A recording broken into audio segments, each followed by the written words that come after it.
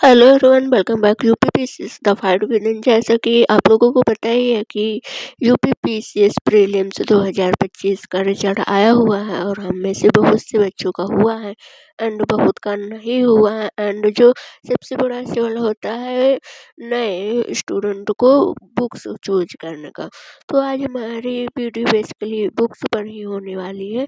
तो चलिए देखते हैं कि 2026 के लिए हमारी बुक लिस्ट कौन कौन सी होनी चाहिए, जिससे हम लिमिटेड सोर्स से ही प्रीलिम्स एंड मेंस दोनों क्लियर कर सकें। तो चलिए जानते हैं हिस्ट्री के लिए। एंशियंट हिस्ट्री के लिए आप चाहें तो एस.के. पांडे भी ले सकते हैं, बट मैंने जो फॉलो की थी वो रामचंद्र शर्मा की थी। एंड मेडिवल के लिए भी एस.के. पांडे आप ले सकते हैं। हमारी जो थी वो सतीश चंद्रा की थी। एंड मॉडर्न के लिए आपको स्पेक्ट्रम तो पढ़ना ही है, क्योंकि ये हिस्ट्री मॉडर्न हिस्ट्री के लिए सफिशिएंट है। एंड प्री एंड मेंस दोनों भी इसको पढ़कर क्लियर किया जा सकता है।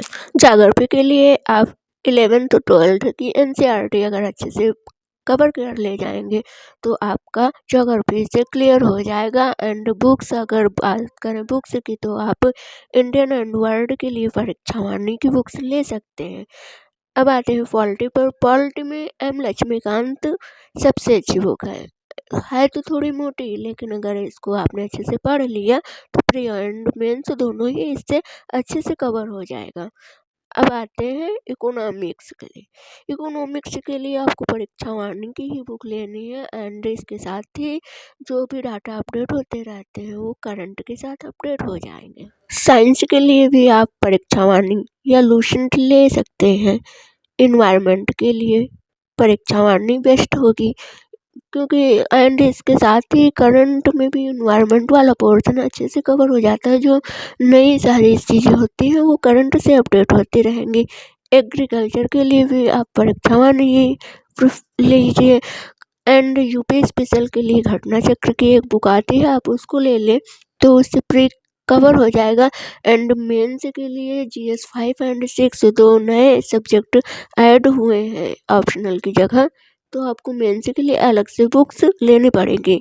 एंड सेंसस के लिए भी आप परीक्षा वाणी की ही एक बुक आती है, उसको ले लेंगे तो कवर हो जाएगा।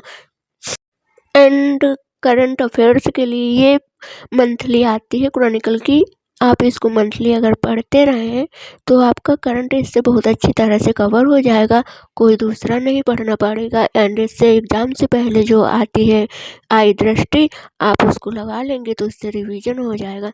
एंड इन सारे सब्जेक्टों के साथ ही आपको घटना चक्र ज़रूर लगानी है, क्योंकि इससे पता चलेगा कि किस तरह से पेपर का लेवल आ रहा है एंड किस पोर्शन से किस टाइप के क्वेश्चन आ रहे हैं, तो इससे आपको हेल्प होगी।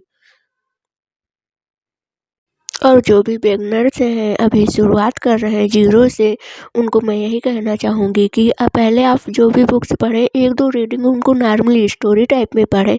एंड जैसे ही आपको समझ आने लगे वैसे ही अपने लैंग्वेज में नोट्स बनाएं, जो कि आपको हेल्प होगी, क्योंकि किसी दूसरे का लिखा हुआ उतना समझ में नहीं आता है जितना खुद से बनाए हुए नोट्स से आता है।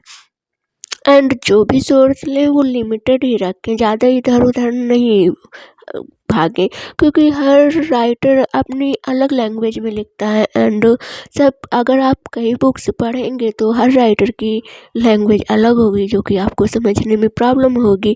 इसलिए लिमिटेड सोर्स को ही मल्टीपल टाइम पढ़ें, जिससे आपको अच्छी नॉलेज डेवलप होगी।